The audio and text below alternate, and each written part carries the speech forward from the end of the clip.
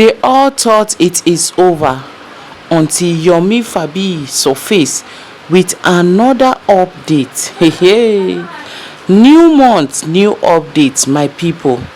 Una know say they try all their best to frustrate this process, to frustrate Yomi Fabi so that im go wash im hand comot for this justice for Mohbad, so that im go talk say im don tire. After all, Mohbad no be im brother or im relation. But the more they try to turn the whole thing upside down, the more Yomi Fabi they come out with latest and ogbonge one. The other time, Mama Mohbad come out come dey shout say na Yomi Fabi na im come catch Adura, Mohbad brother. This one, that one, she said a lot. But people no really believe her because no be today na she dey come out, they come dey do drama. And like this, so my people, another one don shake gbegbe. Make una come hear matter. Justice for Mohbad is never negotiable. It's a must and we must sure get it. There's no two ways about it. Whether by hook or by crook. My people, make una come, make we follow watch this one together. But before then, I still remember una humble girl Reiki. Sami dey bring una latest of all legit info. If you never subscribe to this channel, I use God beg una make una dey help us dey subscribe. Hit on notification bell so they go notify you anytime we drop latest ogbonge tori like this. Let's go there, guys. Okay. As a human rights organization, NGOs, you are duty bound every year to file your return, annual return, don't we? NGOs don't make profit. So there is no way because you don't pay tax, no, you are inactive. No. It is when you don't pay tax is a criminal offense. But NGOs, just like churches, mosques, everything, is incorporated trustees. We don't make profit. It's not a profit-making organization. But you are duty-bound under the law to file your return. To file return, you publish it on the portal of CAC. Then it will show active. But if you don't file, you might do it and keep it in your office. Only keep 10 years annual return. But anytime to upload it, to late, you pay a fine before you upload, which is a standard procedure. So how that turns to a criminal offense that he wrote that against me is just to school him and say, young man, I don't know who you are, your pedigree, your background, or where you're coming from. But you're deported any or you're the problem because the will go shoe mine, but suki by me to get punk. So at the end of the day, I need to take him to the cleaners. And don't try that nonsense with me again. You are writing as if we've committed a criminal offense. And the reason why most of these things to upload there, CAC portal, Kokim, updates. And as an NGO, for the past 5 years, I didn't do anything. So, anywhere. Nobody donated to my NGO account in the last 5 years. That is 2019. As a matter of fact, I shall already activate account here. So, if there is more activities later, I will just publish it. He saw that somebody, they deceived him to write a criminal allegation because it's an act. Corporate Affairs Commission, foundation, fake NGO. So I need to take him to the cleaners. He has went to the higher place. No problem. Leave my own. Because I'm not in competition with him. And I'll continue with my journey. I just need to put him in his place. In fact, we still have many things in front of us right now. So it's just like a distraction. Because that one is a serious obstruction. On threatening life me, on bossoli kini, the physically, it's a criminal offense. You don't do that. Mo follow babula ti e ba wala e ba bere baba Mohbad ni o le dúró kò ní dúró be ti wala ba ti fi ba bere pẹ̀lú ru yẹn o ma tan yin pa wọ́n jẹ nǹkankan ni wọ́n jẹ kobo tó bá padà bẹ̀rẹ̀ sí rẹ́jọ́ lọ́wọ́ pé àṣẹ kò sí nǹkankan tó bá ṣe ohun tó dé ní ko wa mo pa ba yin ṣe justice for Mohbad tẹ́ bá ti ẹ pè mí lẹ́jọ́ pẹ̀lú àwọn pé okay ó bú mi mo bú ẹ ẹjọ́ ta ló fẹ́ rán mi lọ ẹ̀wọ̀n pé mo bú ẹ tí bá bú governor go mo ṣe wà governor lè rán mi lọ ẹ̀wọ̀n wọ́n kò lè dẹmu fún mi pé ẹ sáré sọ fún Yomi ẹ pé ọbùkọ́ pé mo ti kọjá level yẹn téèyàn kọ́ máa ṣe galigale téèyàn bá ń jà fún ọmọ ẹ tó bá bú ẹ ń bú mi ó ń bá mi jà ó dẹ̀ tún ṣì ń jà fún ọmọ mi ó láìkì mi ni ẹ filẹ̀ ó ṣì ń jà fún ọmọ mi ó dẹ̀ ń bú mi ẹ filẹ̀ tó bá yáyé kéèyàn kọ́ máa tán ló ẹni yẹn pé lórílẹ̀‐èdè Nàìjíríà tó bá gbérú àwa yẹn ayé wa tẹ̀lé ẹ ìjọ yẹn ló máa mọ̀ pé nkọ́kọ́ lè máa jẹ́ tí ò ní jẹ́ mi mọ̀. You don't do that. Àwọn tó lágbára gan ń ṣe agbára lò bẹ́yẹn ká bọ́sibọ́sí káwọn kan máa tàn yín ẹ lọ ṣé wò ìjọ yẹn lè máa mọ̀ pé àwọn tó pìtìpìtì ayé ó lè jù yẹn lọ ayé ru ayé ni wọ́n máa dín lẹ́yìn lọ́wọ́ ni pé Please, let's away from their topic, Jerry. About that is what he did. The person that asked the question, I hope I've answered your question. About that billboard. Can I talk now, please? Okay, talk. Yeah, Mr. Yomi, yeah. Ṣé ilé bèrè question tí mo dá yín sí? No. Mr. Easy lókè ló bèrè. Mr. Easy. Mr. Easy, have I answered you? Yes, that's fine. I'm satisfied. Okay, go ahead. Thank you. Thank you for your question. All right. Yeah, Mr. Yomi, ẹ má bínú. Mi ní much púpọ̀ náà láti sọ.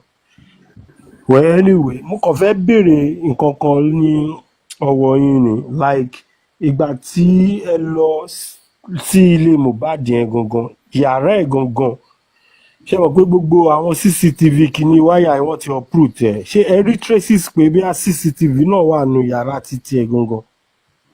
Exactly. Yeah. Mo nǹkan tẹ́mi fẹ́. There is evidence that the camera screen here. Yeah. Gbogbo àpá traces pé screen were installed, and when we got to Panti recently Tasheloi, the head people ọlọ́pàá tó investigate tó wọnú lé Mohbad yẹn, I asked him categorically, was CCTV installed or never installed? He said it was installed but stopped working at some point. And I asked him, I said, did you even take time to check the last recording? Or you just went away with it that, oh, it stopped working and you believe it? There was no response. Maybe they will still go back to it. But I'm still going to remind them that allegedly, same Damola, Ologbe, DVR, to Salo, allegedly. So I will still ask them to investigate that aspect too. Yeah, nǹkan tẹ́mi fẹ́ sọ, like èmi ò sí Nàìjíríà, ilé tí mò ń gbé tí mo máa ń dé sí Nàìjíríà, mo ní CCTV ń bẹ̀. Bí mo ṣe wà ń bì, mo ní app tí mo fi ń wò tí gbogbo ẹ̀ ń wá sórí fóònù mi bì. Téèyàn bá wọ bẹ̀, téèyàn gan bá ń rìn kọjá wájú gate ń bẹ̀, máa rí ń bì. You understand me?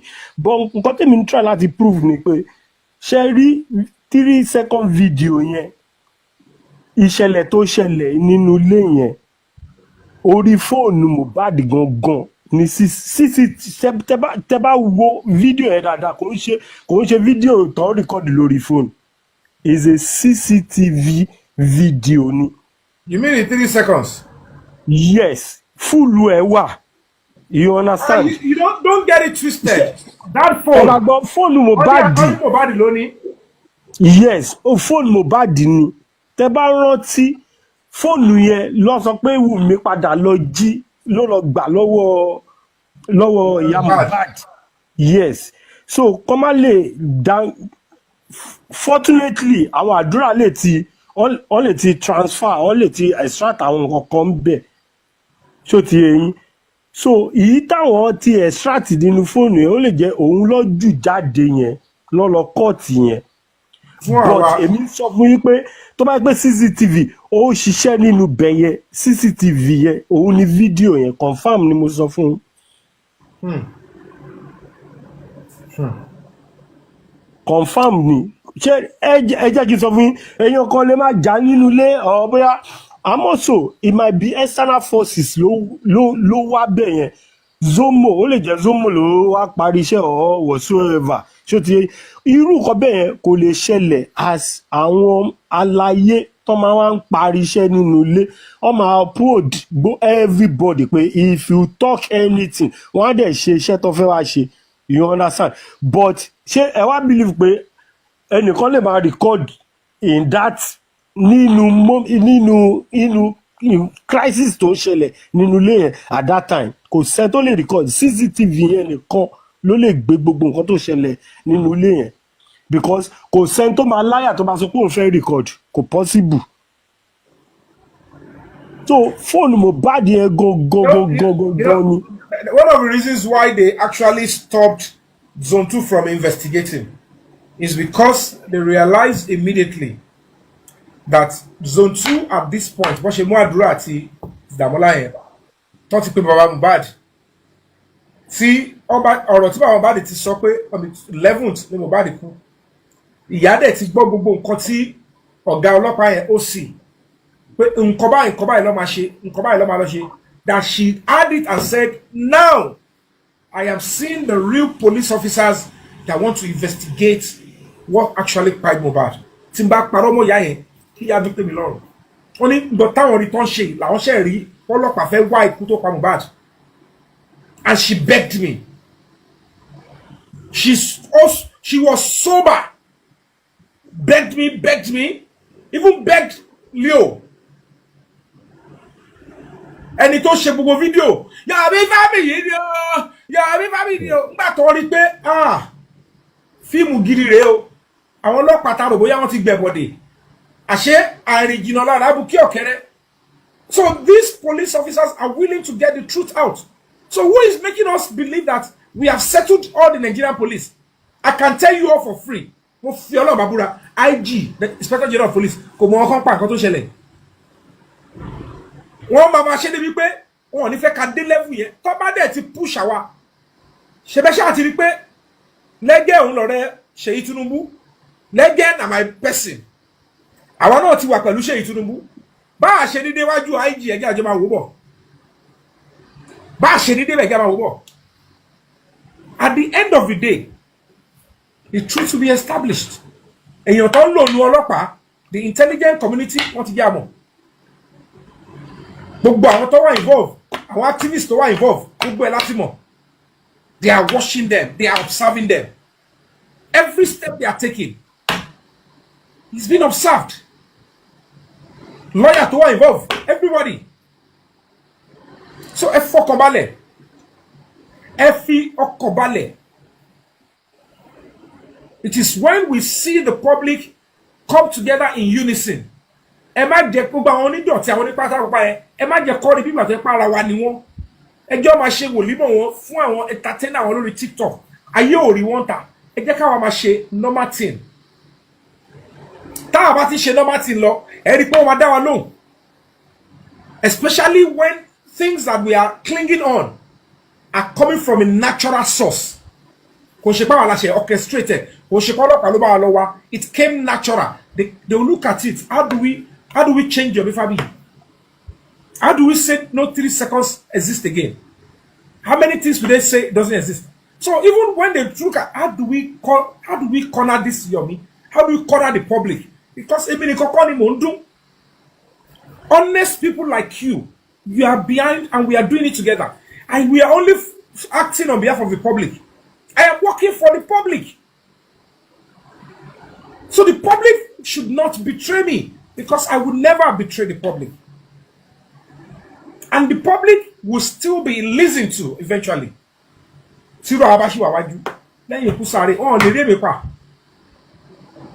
Ìgbà lọ wọ́n pa wọn kì í pa wọn. Wọ́n lè rí mi pa. Kò sí tó máa fi ẹ̀mí ẹ̀ dínú wa. Kò sí tó máa fọmọdí. Wọ́n kàn máa ṣe exercise ni. They will only try and commit more crime. But when the public stand, the public will win if we are united in one voice. And that is the truth. So thank you so much. Thank you so much.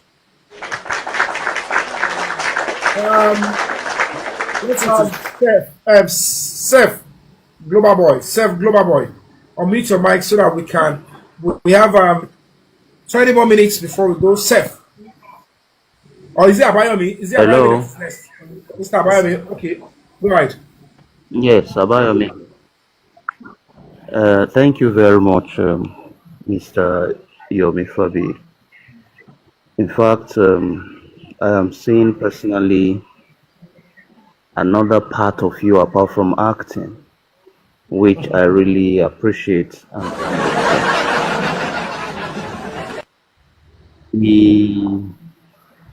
this matter, each time I have cause to listen to it, my heart bleeds. This is a boy that the kind of glory Tolong Fuomoye could feed that family and generations after that. But the life of the boy was wasted. I want to let the house know tonight. Tọ́lọ́pàá bá fẹ́ ṣiṣẹ́, wọ́n á ṣiṣẹ́ wọn, wọ́n á ṣe tí everybody máa mọ̀ pé yes, ọlọ́pàá really wà nílùú yìí.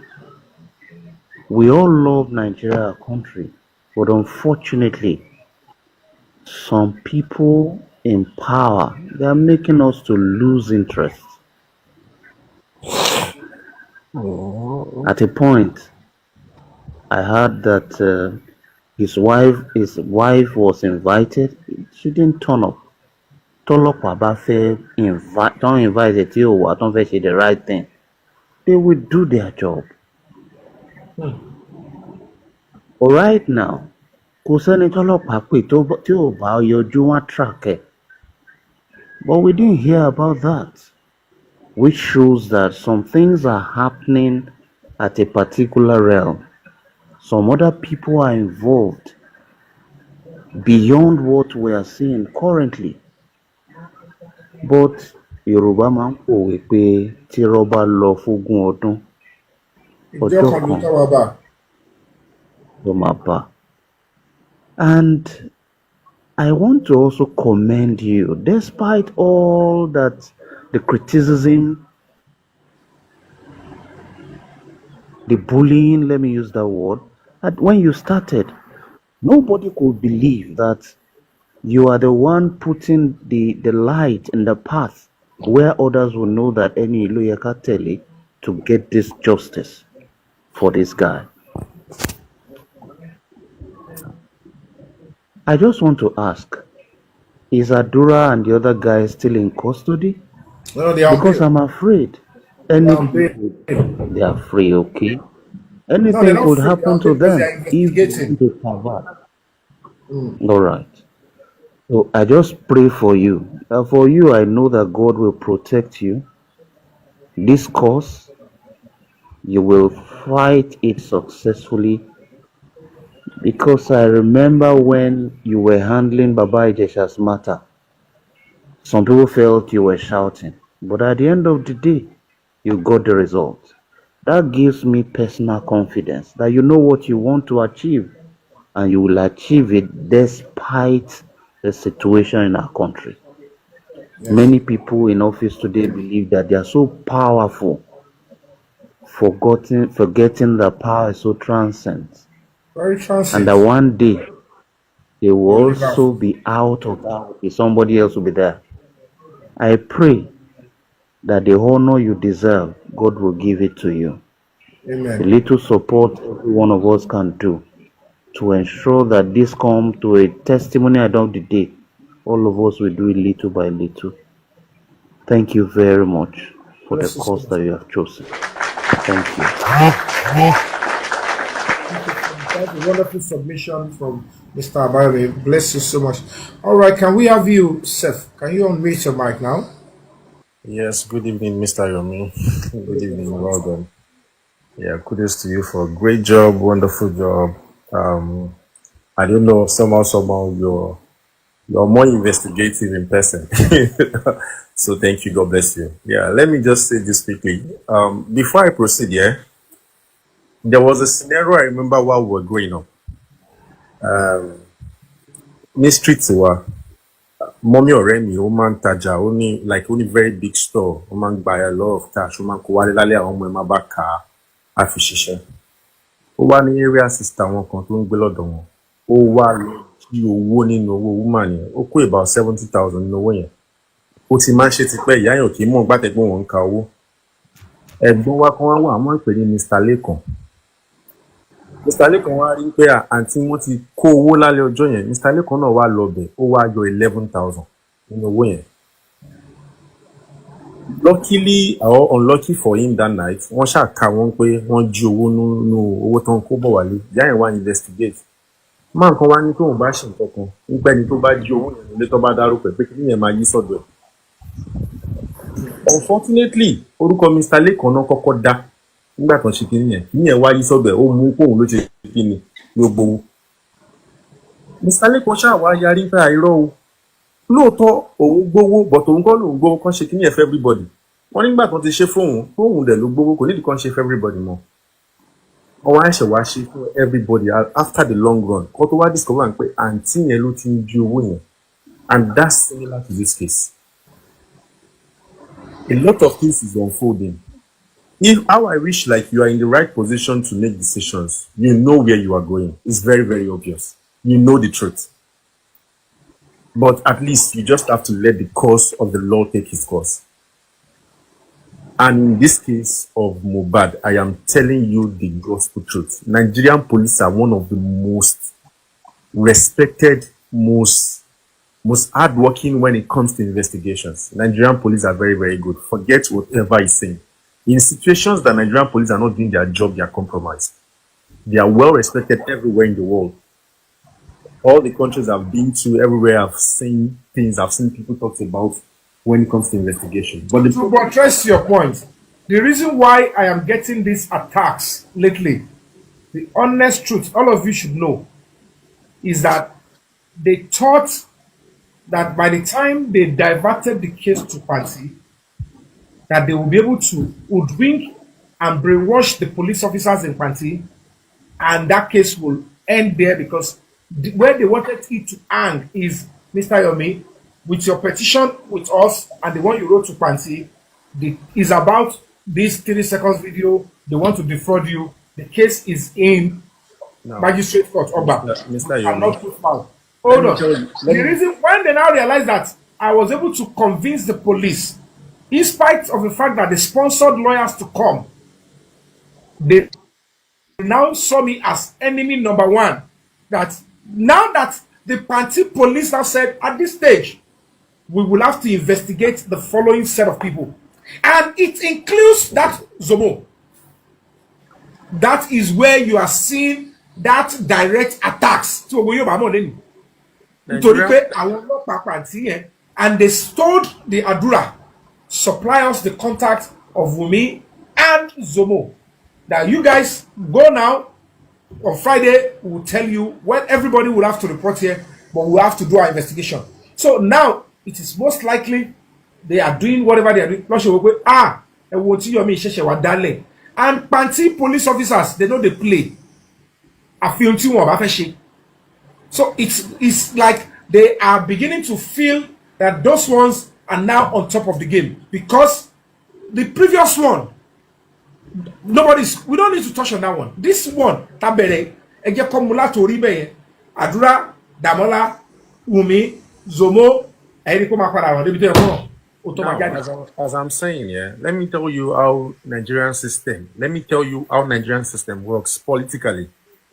When you have a problem in Nigeria with a politician, or when it comes to power, they don't solve your problem.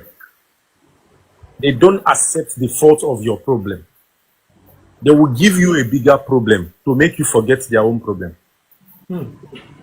And that is actually the distractions you're getting from some of those side petitions. The reason of those petitions is not actually to crucify you, it's to distract you from focusing on the main cause. I know that's what the Larry is doing. They sponsored him. And that is exactly where all of those things is coming from. Now, certainly we all know for sure. Wunmi should come and work with me. I'm ready to work with Wunmi. I'm ready to work with this. So, the moment they realize that, so they've probably paid him to whatever it is. We're going to sort that one. Mohbad is going to get justice, irrespective. Mohbad is definitely going to get justice, because all of those things. When send the video, one shake, one kini only control ti àwọn náà. Kò ń ṣàwọn gangan náà ṣe kini just ordinary like that. So, but ẹlẹ́dàá ọmọ yẹn tí ó sùn náà ló ń gbèrú yín dìde láti ṣiṣẹ́ yìí. And I can imagine how much of physical, spiritual attacks that you must have gone through all of in this process. A You think all this, you think all this. My brother.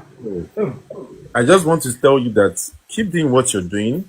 We that were not available to support you physically, whatever we can do financially to support you, we will always do, and we'll keep doing. Please, though, because this, even the party that they will call us on Friday, for them not to, I don't know what they will be planning in advance. I must go with team of lawyers, not just one lawyer. Káwa náà load law. Wọn ò gbọ́dọ̀ yí mi mẹ́rẹ̀. You understand? Gbogbo àwọn nǹkan báyẹn kò yẹ kí n máa sọ nǹkan báyìí báyìí. But people must know why they need to, because I'm working for the public and we bá ṣe ń ṣe lọ báyìí tí tá a máa fi hit here, and then we end justice for Mohbad. Because I want this thing done, the truth out, and we move to the next thing. Wọ́n kàn ná owó Mohbad àti owó public náà lọ fi ń da public láàmú. Wọ́n fi ń da Mohbad láàmú, wọ́n tún fi ń da public láàmú. Gbogbo owó tó ń lò owó Mohbad àti owó public. Wọ́n tún fi ń da àwa public àti Mohbad náà láàmú. Wọ́n Mohbad wọ́n lọ try láti wọ́n náà ju blow now. O kò lè máa lọ bí iṣẹ́ pọ̀ kó má gbéra. Please, somebody should drop the account number on the comment. Wọ́n ti dòwó ti wà lókun. Jagidi. Wọ́n àwọn òkú bí ìṣẹ́ tó strong. Àwọn tó nígbẹ̀ kó bó anybody gbogbo ọjọ́ kan ṣọwọ́. Wọ́n máa jókòó sórí TikTok yẹn kó bó ẹlòmíì kókò ya wèrè lórí TikTok. Wèrè tó ń yà yẹn ò tí ì dáa tó. Ọmọ àbí kan ṣe show ni. Jẹ́ ń ya wèrè gidi. Wàá kó bó ẹlòmíì táwa ya wèrè tó máa fẹ̀ di gbogbo òdí àti gbogbo irun kọfẹ́ ní ti síta kí tí wọ́n bá wọn. Kọ́mọ̀ pé wèrè tó ń ṣe yẹn tó bá rí wèrè gidi àwọn kọ́ ló máa padà rìkọ́dù ara wọn, ayé ló máa rìkọ́dù wọn. Òun náà kọ́ sùn mẹ́yẹ̀ wò pé yóò ti rí Yomi Fabiyi jáde pàwọn òkú bíi tiẹ̀ gidi. Èyí tó máa fọ́ lójú lẹ́ẹ̀kan, èyí tó máa ń pa kó ń wọn pa. Gbogbo wọn kàn ṣe wèrè ní eyín ẹ̀ ti gbogbo sàlẹ̀ ti yẹ ó sì yọtọ́. Irú Larry Koko onímú òfìò. Thank you so much, Sholike. Fire Force. I'm very foundation stuff. Please help me to only type on me. And if you pátápátá irú Larry yẹn, ó máa competition against it. Tẹ́ bá rí issue ẹ̀, ó gbọ́dọ̀ fi tẹ̀yàn mọ́lẹ̀. Olúwẹ̀ kí wọ́n tó lè make ẹ̀. Wàá kọrin, wàá wẹ̀ ní odindi odò mẹ́jọ. Tí Larry yẹn bá fi issue ẹ̀ yẹn tẹ̀yàn mọ́lẹ̀, odò mẹ́jọ ni. Pẹ̀lú kọ̀ọ̀kanrin àti homo, direct homo. Wá gbogbo orí gbogbo àwùjẹ yẹn máa bó sódò.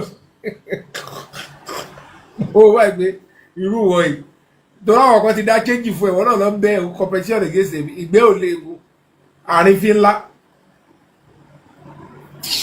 Ó parọ́ jọ síbẹ̀. Ẹ máa wá ká kọ́ yín bọ́ ṣe ẹ máa ṣe dọ̀tí. Ẹ bá rí ṣù máa yẹn gbogbo ẹ̀ ó súnkì gbogbo wájú báyìí ni gbogbo ìyẹn ó ṣe ló gẹ punk. Nígbà tó rẹ́ nǹkan kéèyàn fọ́ bẹ̀rẹ̀ nǹkan mo ní kéèyàn máa rìn kó máa gallop.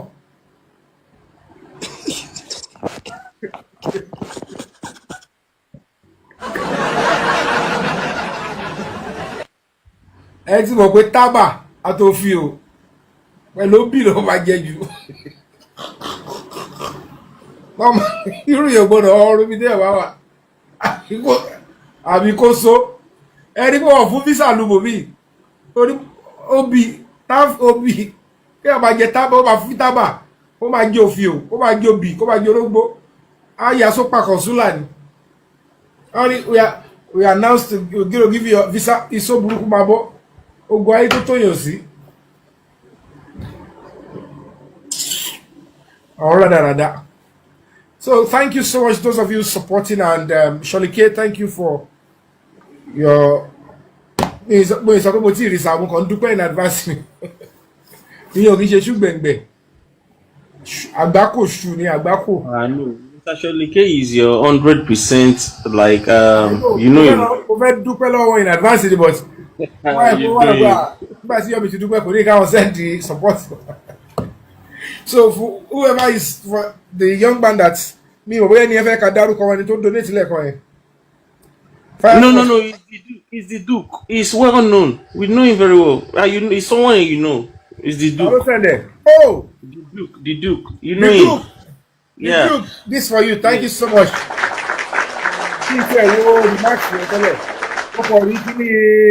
Ìlú òyìnbó tó wà mí send yẹn ni The Duke, thank you so much for your support, and trust me, I'm going to be using it judiciously. I'm going to be using it judiciously. Mr. All right, Andy, just 4 more minutes left. 4 more minutes. I think Let's do. Mr. Andy was saying something the other time. I think I interrupted him. Mr. Andy, are you there? Andy. Mr. Andy, are you there? Mr. Andy, are you there? Okay, if Mr. Andy is not there, I have the last person here, Mr. Olufobi Razak. Mr. Olufowo, are you there? Ṣé ẹ rí pé different mi lẹ máa ń rí lórí social media àtìgbà tí ẹ orígbà tí mo ṣe press conference mi yẹn ẹ rí pé different personality ni a máa ṣe show bí náà show àti biz but tó bá ti data oye a mọ̀ pé okay this is Tambolo Yomi Fabiyi ẹ wo gbogbo náà ṣe àṣe press conference ṣe gbogbo ẹ̀ ṣe oríṣiríṣi. Let's have Magbarale one. I think Mr. Andy is. Ẹ ṣe wà fún àyà mi.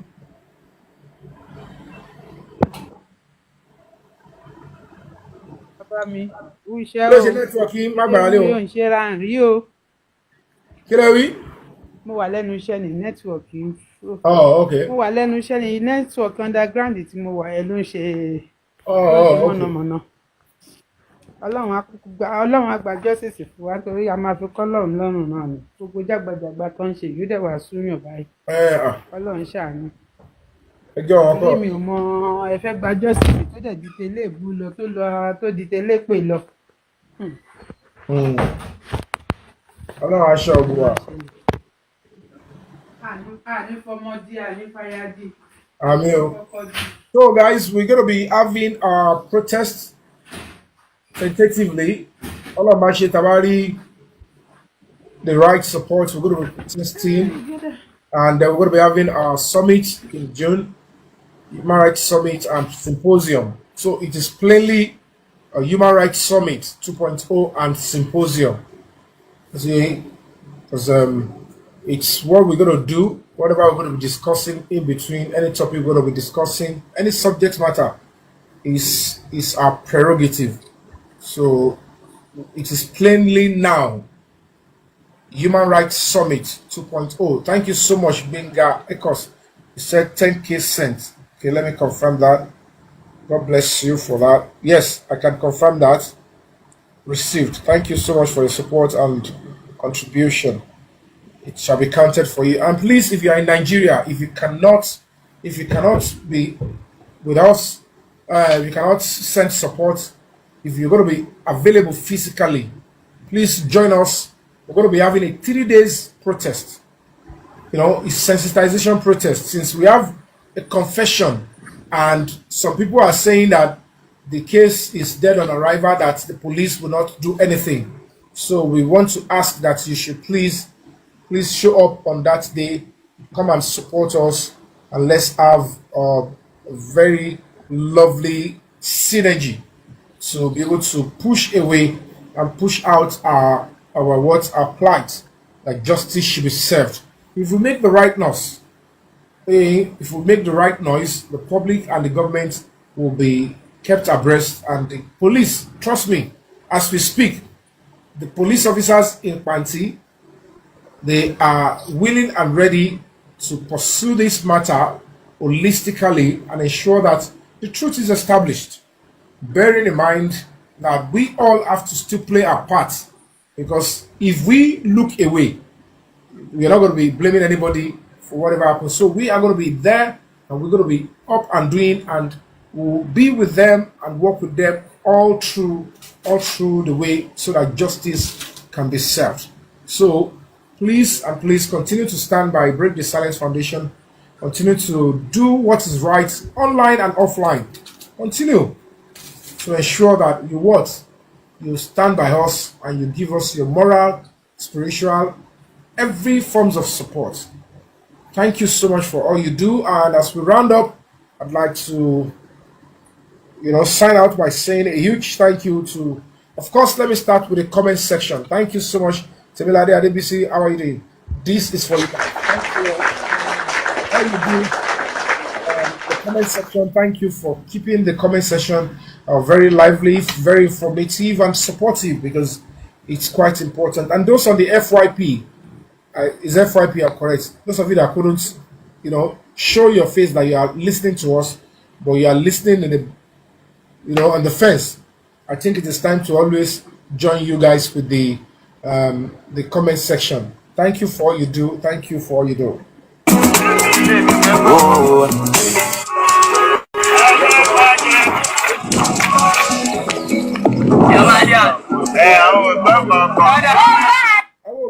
We are all focused. We are focused on getting justice for Mohbad, and of course, we have no other thing that we need to do. We are in this, and we are in this for good.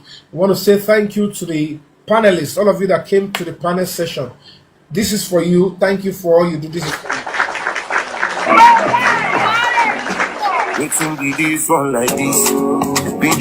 I've been waiting be this one like this. We go for your page. Oh, that's the meaning of FYP. Thank you for that piece of information. We learn every day, and thank you for giving me that heads up.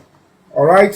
Thank you so much, members of the panelists. Thank you for bringing your insight, your maturity, your loyalty, your unflinching support is quite valuable. And I hold you guys in high esteem. Of course, I'm saying a huge thank you to my moderators, to my wonderful moderators, the human rights activists fighting and dedicating their time for the cause of humanity and justice. This is for you. Thank you for all you do. I still find my peace. Oh, do I see me? I know they see.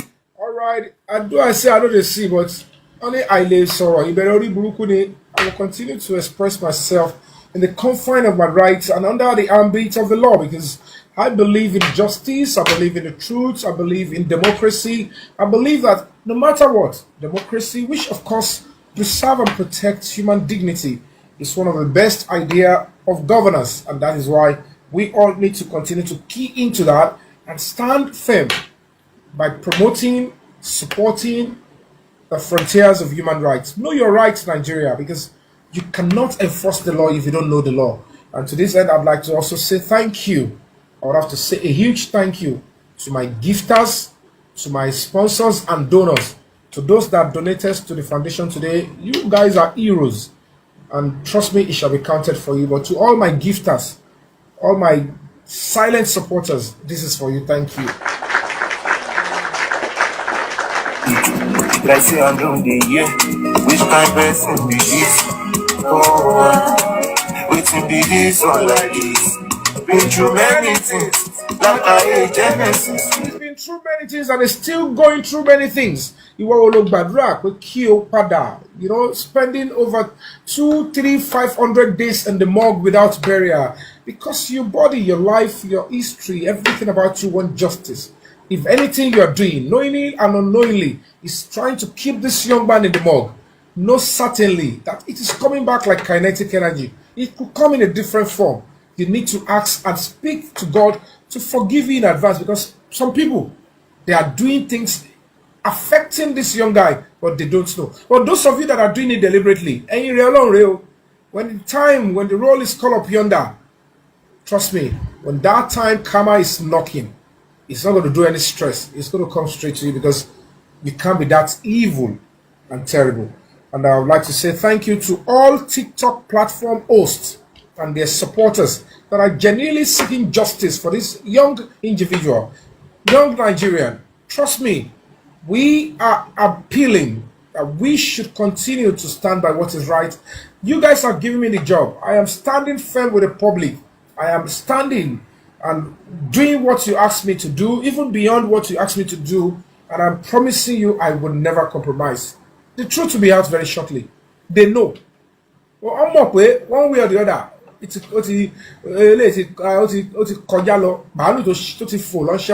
how, when the truth will be out, they don't know. But they have the feeling and the inclination that it is time. The truth will be coming out.